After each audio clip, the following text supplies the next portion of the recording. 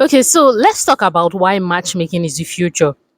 People have said, I said no, you are matchmaking is the future. People have seen me talk about it, share it. So what does that even mean? And I've promised that I would actually explain it in a video. This is going to be the abridged version because listen, there's a lot to talk about. But let me just drop the foundational part of it, and then we'll keep exploring and we'll keep seeing how it unfolds into the future. So here is why I said matchmaking is the future.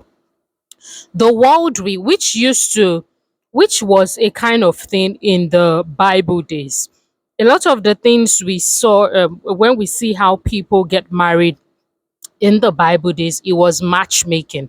Look at David, for instance, how he got married to Michal. Okay,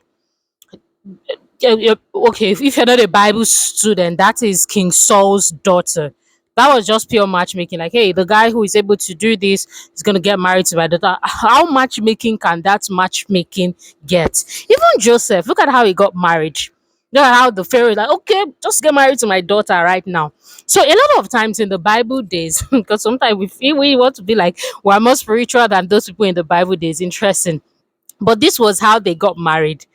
It's interesting how this is just a side note, but it's interesting how we have so much resources and information about marriage and about how to choose our partners and all that other. And those people in the Bible days, look at Joseph's story now. If we just want to delve into, maybe I'll start doing like a Bible study series on marriages. What do you think? Share with me in the comments if you want that, if that's something you want us to start. I think that would be interesting. But let me know in the comment. What do you think? Should we start exploring Bible study characters? Because yeah, sometimes we don't talk about this enough. That and you see why I do this meet your husband. It's like, I mean, let's not even get there. We're not gonna finish this video. Like this, look at how Joseph got married. At least David still even got married to Abigail and all these other wives that he picked. But look at Joseph, like it was just, hey, the Pharaoh just gave like, look, this is the oh yeah, take wife, and he loved God, he followed God. I don't know because the Bible doesn't really talk much, or at least I haven't come across that. Where like and so she was God fearing and all that. She was Pharaoh's daughter, and it's not like those people particularly believed in God. Maybe she eventually started believing in God when she married Joseph. I wouldn't know.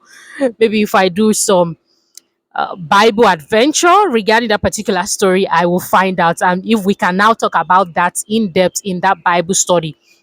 But what I'm saying is, when we look through the Bible times, we see a lot of matchmaking. It wasn't a thing of, oh, they are choking somebody on me. Somebody is go. I don't like this person. It wasn't really that. It was about what's marriage for, what's our end goal together. A lot of them, they wanted to have children, build a family. For some people, they wanted to also expand their workforce. Like the people would also work with them on their business, whether it's farming business, agriculture, whatever the case may be. Some other people used to carry on their legacy. So there were different reasons, and they just understood their assignment and they just got into it, and everybody moved on. And we've seen a whole circle of different ways of from that matchmaking era rather to people of course choosing their own spouse and having to choose, okay, this is the person I want to get married to, totally fine, totally okay, to people even dating and getting married, interracial marriages. Like we've seen it all. I think we've seen it all. But it's the 21st century now, and we're circling back to where we started because the parents who are my age, and I mean, if you're over 30, you're watching this, who are my age, your age, this sort of from the ages of 25 upward, those parents, who they are possessive parents. Now, I'm not saying everyone. It's not everyone. So it's not like it's every one of us. No, or I'm not saying you as you're watching now, you are a possessive parent or you are going to be a possessive parent. That's not what I'm saying. But I'm saying that the reality is, we thought our in-laws gave us, our mom in-laws and all that give us problem. Wait till the current parents now, till their children grow up and they want to get married. This generation that's on somebody will say something, and but the next time you're hearing it is on social media. What I'm trying to say is, parents of this generation will not want their children to get married outside a particular circle, outside a particular church, I'm telling you what is going to happen. You say that Sagenel said it, no wahala, no problem. This is my line, this is my field. I'm happy. Bring the video back out when it's time. So of a particular denomination. Some parents will not even want their children to go to marry outside of a church or whatever. And you can say, oh well, I don't really know. Let's get there first. But it's not like the parents will not tie the child with a rope. I'm like, don't mind. No, it's not going to be like that.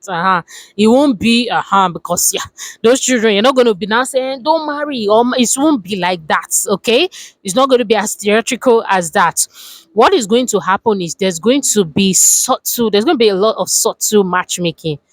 Like, have you considered Jael? Have you considered Deborah? Let's say a mother or a father talking to his son now. Have you considered Esther?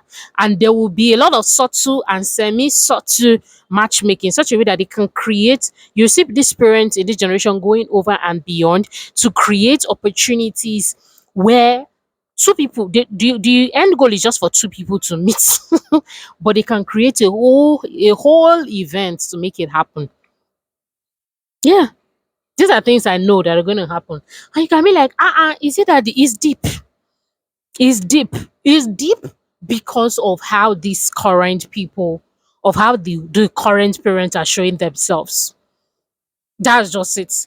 And a lot of these children, if that person is not necessarily bad, they will not say anything wrong. Okay, Jael, okay, Deborah, I think she's okay. And maybe they converse with this person. Okay, she's good. All right, why not? Let's go, let's get married. And this is how, people will be coming out to share testimony of, nothing, no, I was just, daddy just introduced me to this person. And we spoke and we're okay. We liked each other. We just said that we should move on.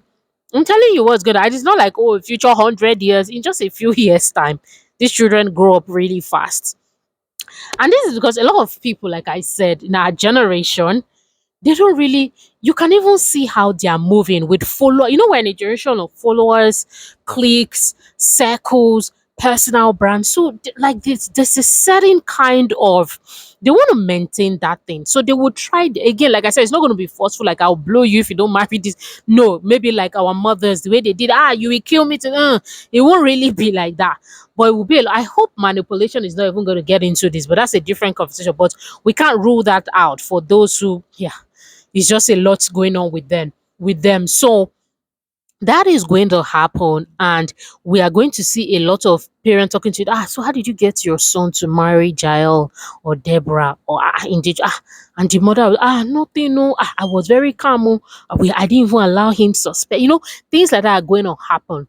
And we're going to have much matchmaking. Now, it may not happen like that for everybody, like the mother or the father now said, but there will even be a lot of referrals and matchmaking. And hey, have you seen this person? Have you heard of this person? You know why? Because honestly, the world will be a more interesting place. And I don't know if the fear for broken marriages is going to end. So we are going to see more people who are interested in marriage be more careful and really want to get married to people they can trust and people who can be recommended to them.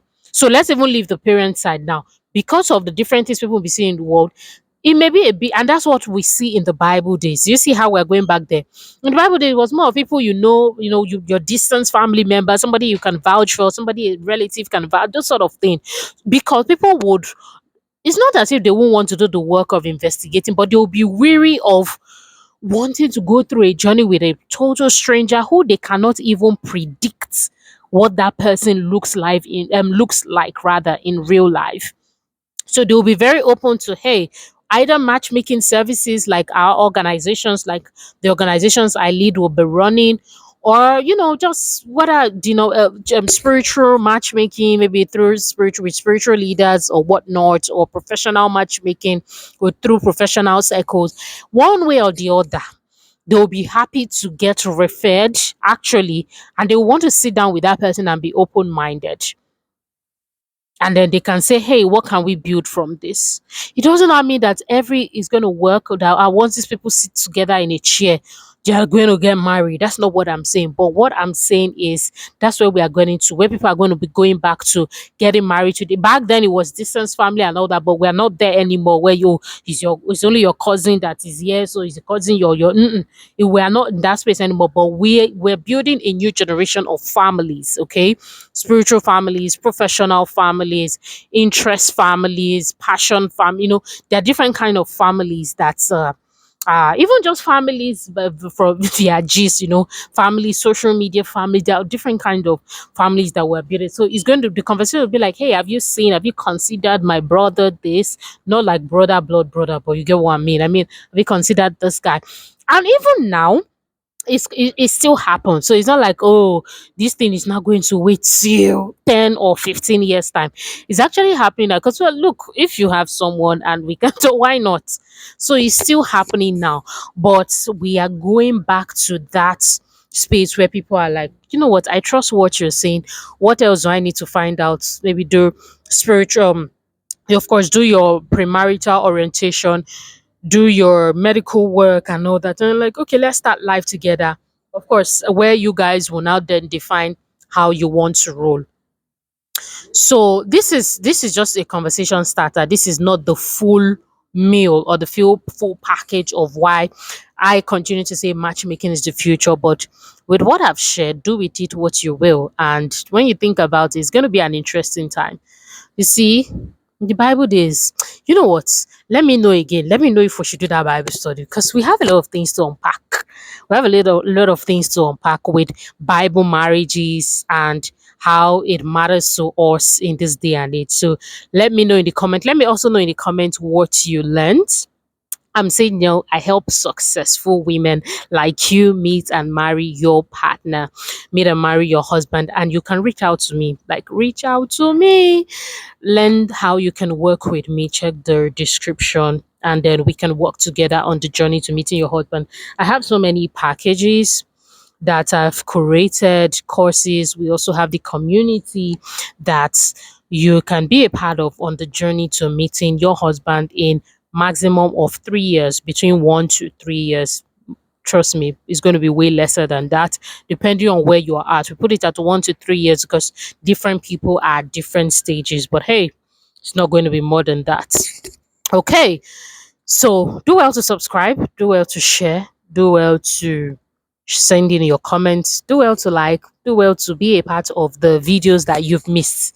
I will be seeing you in the next video. Thank you so much for watching.